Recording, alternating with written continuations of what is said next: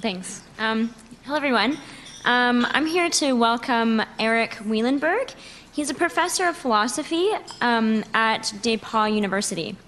He has published several books and articles on ethical theory and analytic philosophy of religion.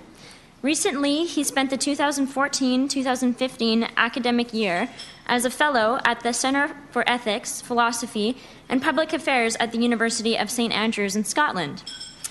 The title of his paper is The Absurdity of Life in a Christian Universe as a Reason to Prefer that God Does Not Exist. Let us welcome Professor Wielenberg.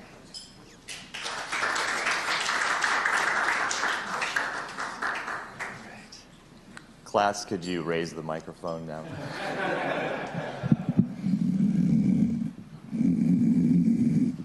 right. Okay, can everyone hear? Okay. All right. So I want to say thanks to class very much for organizing this fantastic conference, and to the other speakers. It's been truly a stimulating and fascinating array of papers. I've really enjoyed all the talks and the discussion surrounding them. I would also note the other talks have been very carefully thought out, precise, plausible, well argued, in a word, responsible. What I hope to do with my talk is take things in a different direction, and we'll see how it goes. I also I like the co-author approach, where there's someone you can turn to. I don't have a co-author. Class has graciously agreed to handle my questions and answers for me. Thanks in advance for that. All right. One more thing before I get into the talk. I should mention that the idea for the argument I'm going to give came to me through reflection on an exchange between Jeff Jordan and Steve Maitson.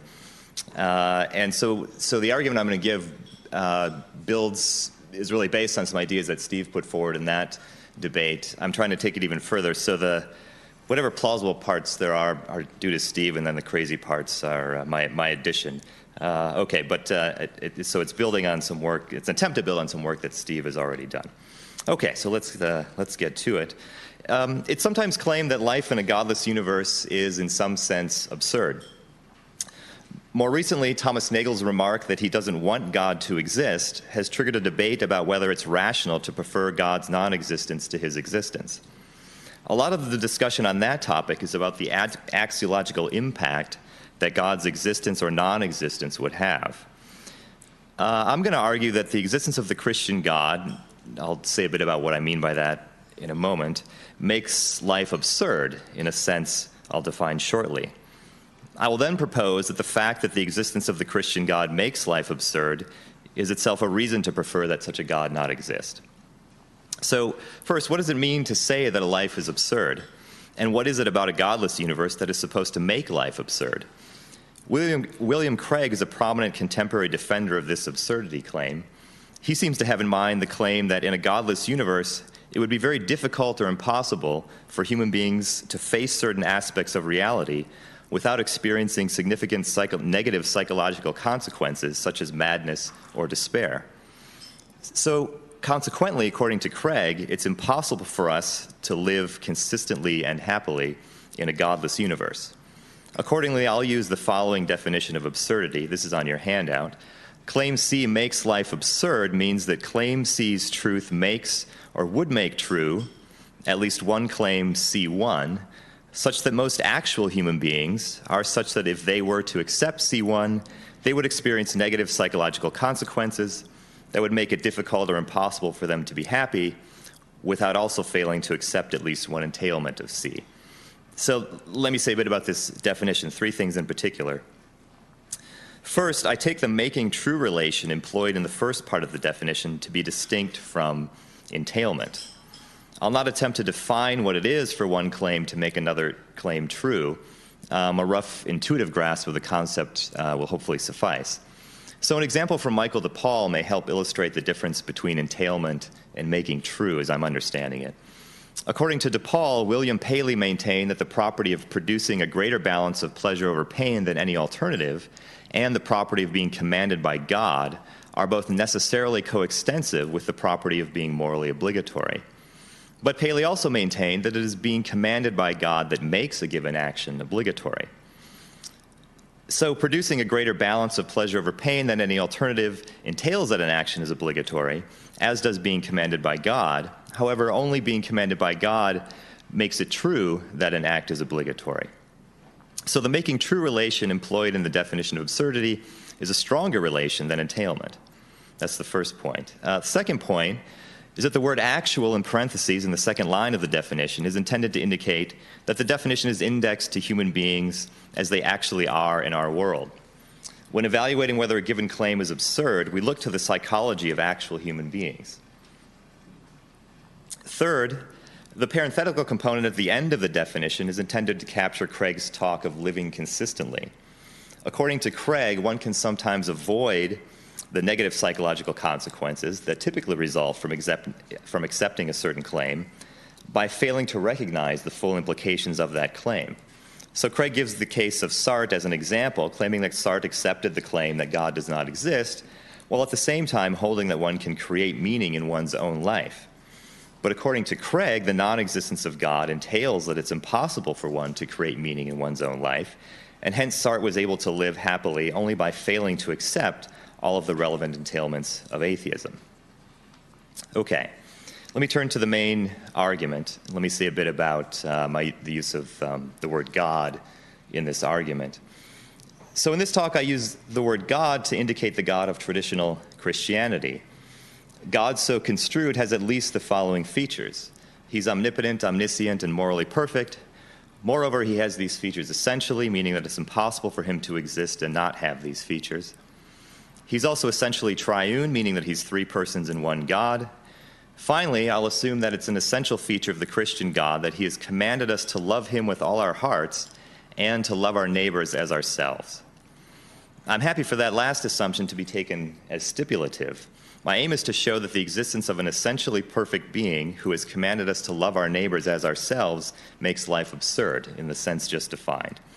And so I'll use the term God to refer to such a being. With that in mind, here's my main argument. This is on the handout. I'm going to go ahead and read it, just in case some people are watching the video and don't have a copy of the handout handy. So let's go through the main steps, and then I'll say a bit about each of the premises. So here's what I call the absurdity argument. Premise one, necessarily, if God exists, then whenever a person P experiences undeserved involuntary suffering, that suffering produces a net benefit for P. Step two, so necessarily, if God exists, then whenever a person A causes another person B to experience undeserved involuntary suffering, A produces a net benefit for B. Step three, God's existence makes it true, or would make it true, that each of us is morally obligated to pursue the good of others. Step four, necessarily, if one, A is morally obligated to pursue B's good, and two, by doing X, A would produce a net benefit for B, then three, A has a prima facie moral obligation to perform X. Step five, so God's existence makes it true, or would make it true, that, and I'll call this claim X, each of us has a prima facie moral obligation to cause others to experience undeserved involuntary suffering. And then finally, premise six, most human beings are such that if they were to accept that claim X, they would experience negative psychological consequences that would make it difficult or impossible for them to be happy without also failing to accept at least one entailment of X. And the conclusion, therefore, the claim that God exists makes life absurd. In the rest of this talk, I'll defend the premises of this argument, or at least say something about each of them, and make the case that if the conclusion of the argument is true, that constitutes a reason to desire that God does not exist. So let's start with the first premise. Seems like a good place to start. I just said I'll defend the premises. Not so much with premise one. I'll offer some considerations in favor of it, but then I'll sort of explain why. Even if I can't give a full defense of it, it's worth drawing out. I think it's worth drawing out thinking about its implications. So this premise is, I say widely, but not universally accepted by contemporary Christian philosophers as well as contemporary philosophical critics of Christianity. That might be overstated, but it's well represented. It's on the menu, let's put it that way. Part of the justification for the premise is that a morally perfect God would not permit the existence of any gratuitous evil, evil that is not necessary in order to prevent an equal or worse evil, or necessary to produce some greater good, some great good. However, the claim that God's existence entails the non-existence of gratuitous evil does, of course, not by itself entail premise one. Premise one depends on the further claim that if God permits a certain evil to befall a particular individual, God's moral perfection requires not merely that the evil be compensated for somewhere in the universe, but that the evil be compensated for in the life of the very person who endures that evil.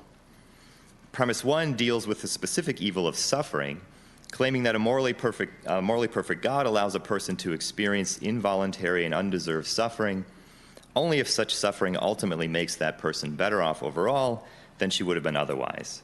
And we might call suffering of that sort patient-benefiting suffering.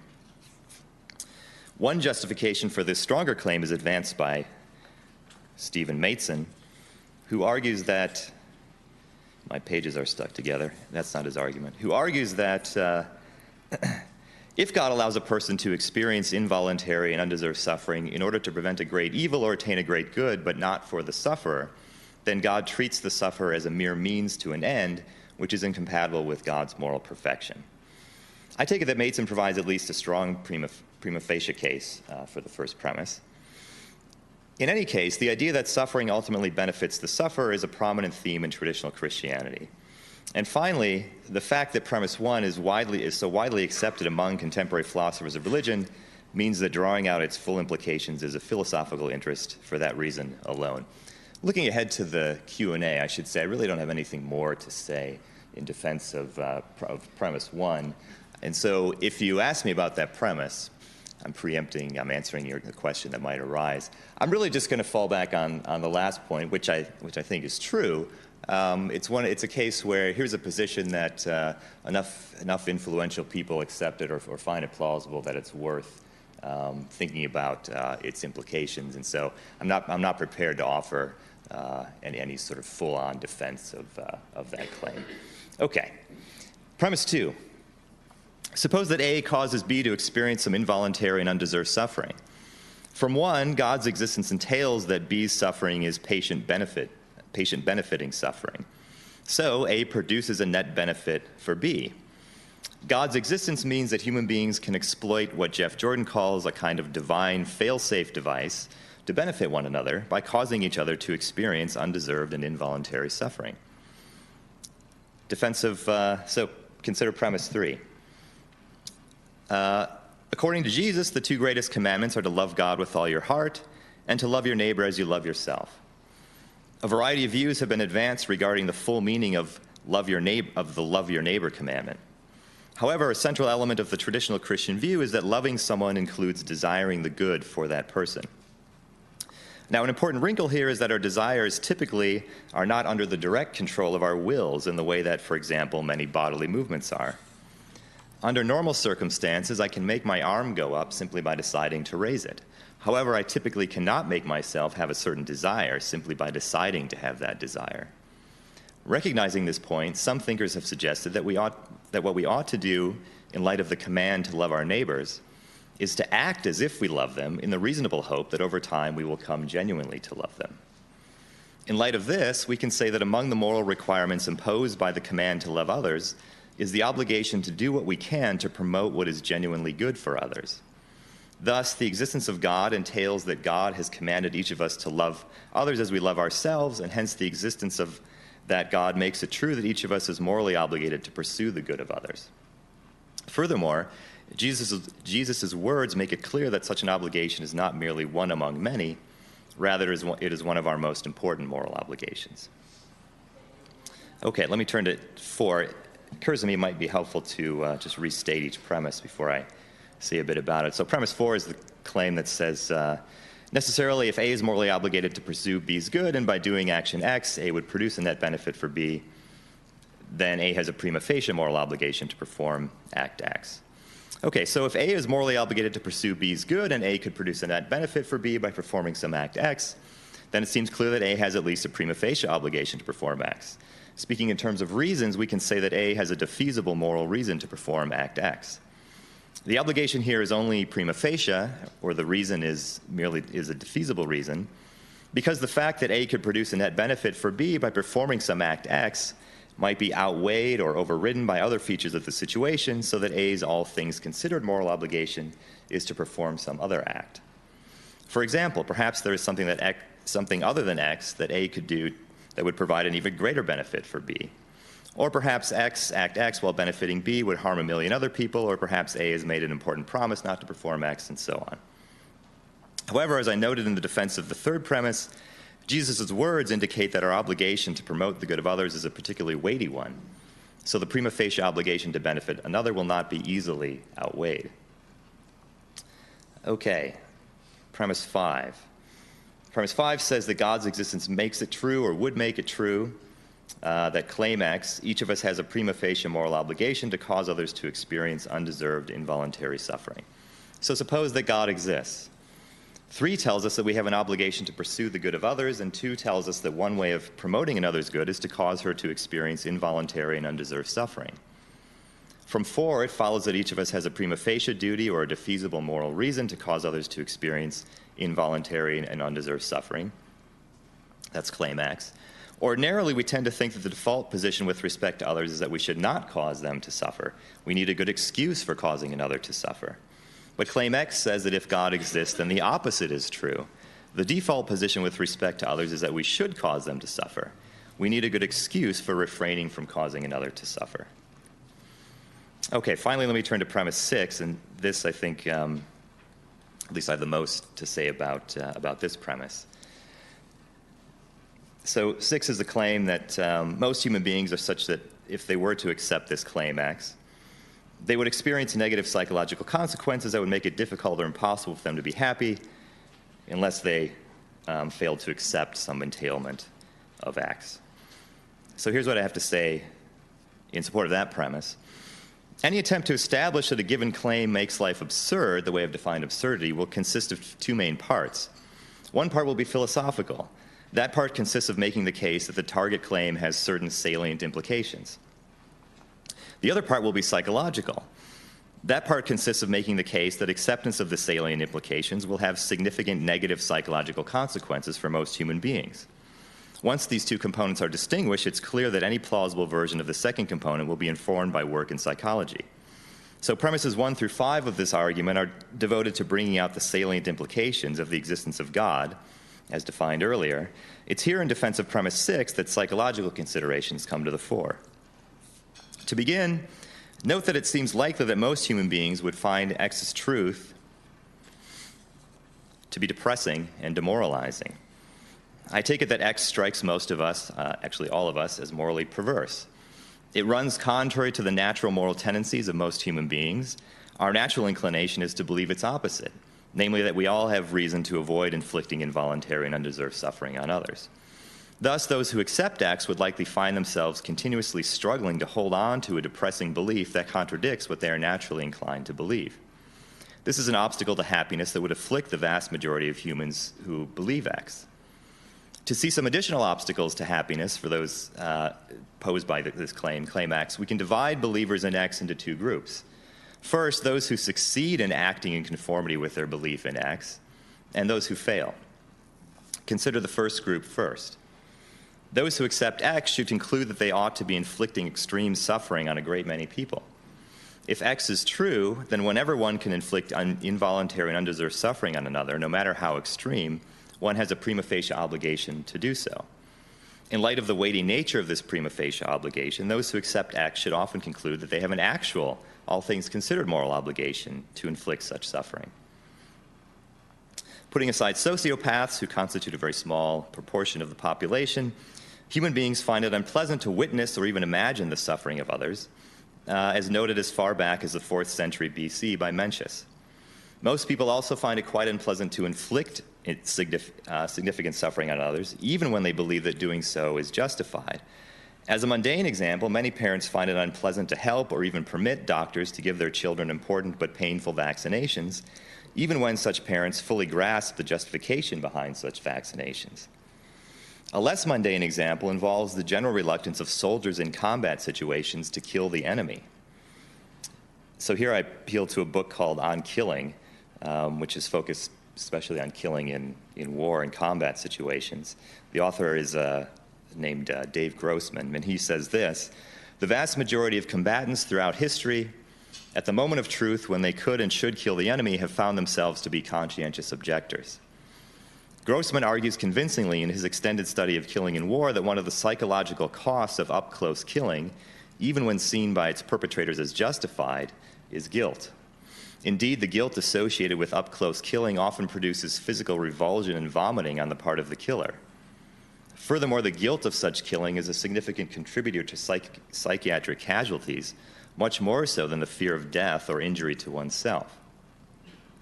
So the relevance of this is that to accept and live in accordance with X is to make inflicting suffering on others a central aspect of one's life.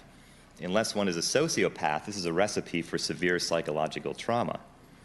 So most people who act in conformity with X would experience significant negative psychological consequences that will make happiness difficult or impossible to obtain. Of course, not all who recognize the existence of such an obligation to impose suffering will actually do so. Some will instead experience weakness of will, failing to do what they genuinely believe they morally ought to do. People in this category will be susceptible to what psychologists have labeled moral injury, a psychological affliction that occurs when one acts in a way that runs contrary to one's most deeply held moral convictions. Journalist David Wood characterizes moral injury as the pain that results from damage to a person's moral foundation. As Wood notes, moral injury is sometimes a result of killing that one judges to be wrong. However, it is also sometimes a result of failing to fight as or when one thinks one ought to.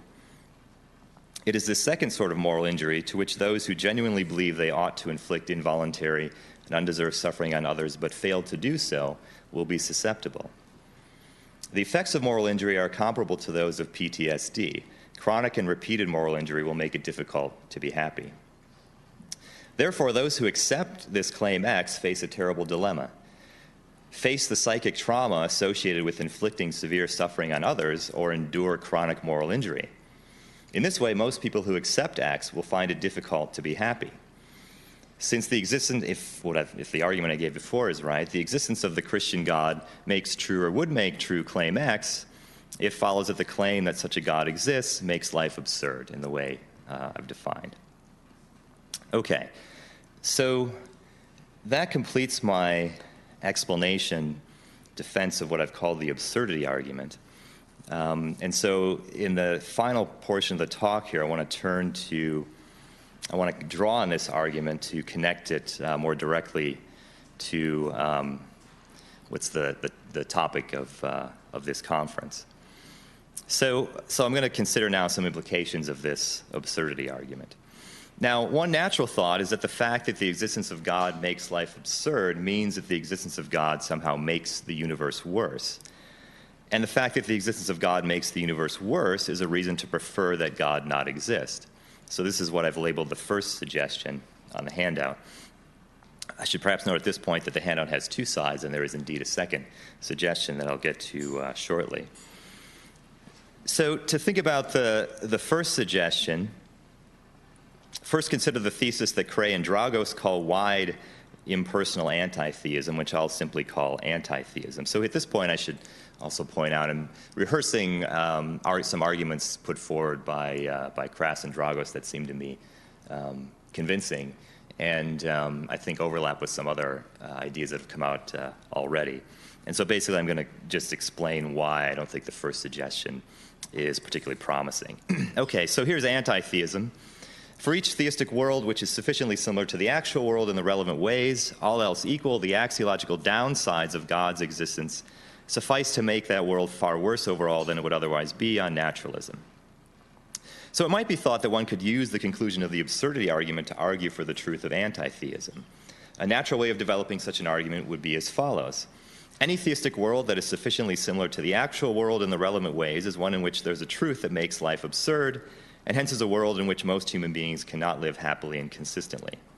Such absurdity is a significant axiological downside of God's existence. On the other hand, if naturalism is true, then the problematic absurdity is absent, and so is the axiological downside. So that's an argument you might be tempted by. But I doubt that any argument of this sort can succeed. Such an argument faces two significant obstacles. The first is that God himself is tremendously, perhaps infinitely valuable, and so God will greatly, perhaps infinitely, enhance the overall value of every world in which he exists. Again, this is rehearsing some points made by Cray and Dragos. It's plausible that the value contributed to a world by God's existence outweighs the axiological downside of the absurdity of life. The second obstacle is that since God's existence entails the non-existence of gratuitous evil, any evil that is a consequence of God's existence will not make the world worse overall, again, as Cray and Dragos suggest. Consequently, if the absurdity of life is a genuine evil, God's existence entails that it does not make the world worse overall. I'm also pessimistic about the prospects of appealing to the absurd nature of a theistic universe to reach the conclusion that God's existence makes the world worse for some people. So this view is what Cray and Dragos call wide personal anti-theism, and I'll just call it personal anti-theism. So this is the view that there's at least one person P, such that for each theistic world, which is sufficiently similar to our world in the relevant ways, and in which P exists, all else equal, the axiological downsides of God's existence suffice to make that world far worse overall for P than it would be otherwise on naturalism. Now, in defending premise 6 of my argument, I made the case that anyone who accepts claim X is on the horns of a dilemma, facing psychological distress resulting either from inflicting suffering on others or from moral injury. One might be tempted to argue that any psychological distress that results from this dilemma is an axiological downside of God's existence, and hence people who experience such distress are made worse off overall than they would be in a naturalist world. However, because it is plausible that all such psychological distress, a kind of suffering, is involuntary and undeserved, it's plausible that the first premise of my argument entails that in a theistic universe, all such psychological distress produces a net benefit for the sufferer, and hence does not make the sufferer worse off overall. Therefore, as far as I can see, the absurdity argument I've defended here does not provide the materials for a promising argument for either anti-theism or personal anti-theism.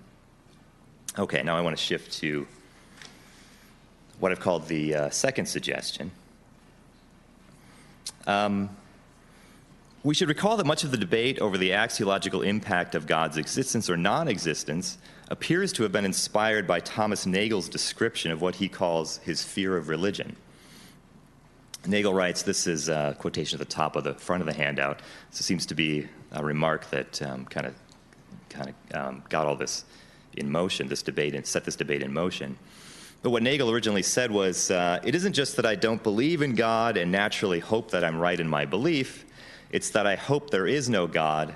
I don't want there to be a God. I don't want the universe to be like that. Now, it's significant, I think, that Nagel nowhere claims that God's existence makes the universe worse. Noticing this points us toward the thought that the fact that God's existence makes life absurd is itself a reason to desire that God not exist, at least for those who are somewhat uncertain about whether God exists. So, suppose you are uncertain as to whether P is the case. One reason you might have to desire that P not be the case is that if P were the case, then the universe would be worse overall or worse for someone than it would be if P were not the case. But it seems to me that that is not the only reason you could have to desire that P not be the case. I submit that if P's being the case would make life absurd, then you have a reason to prefer that P not be the case. A reason that is entirely independent of whether P's being the case would make the universe worse overall or worse for someone. When I reflect on the nature of the theistic universe that is revealed by the absurdity argument, I find that I want our universe not to be like that.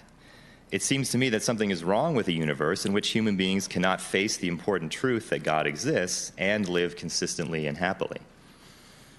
I don't want the universe to be absurd. That the Christian God would make the universe absurd is a reason to desire that the Christian God not exist. So that's the second suggestion. Now, one objection to this line of thought starts with the claim that if God does exist, then a world containing God is the best of all possible worlds. Since it is not reasonable to desire that the best of all possible worlds not obtain, it is not reasonable to desire that God does not exist. That's the objection. In response, I offer the following example. This is on the handout.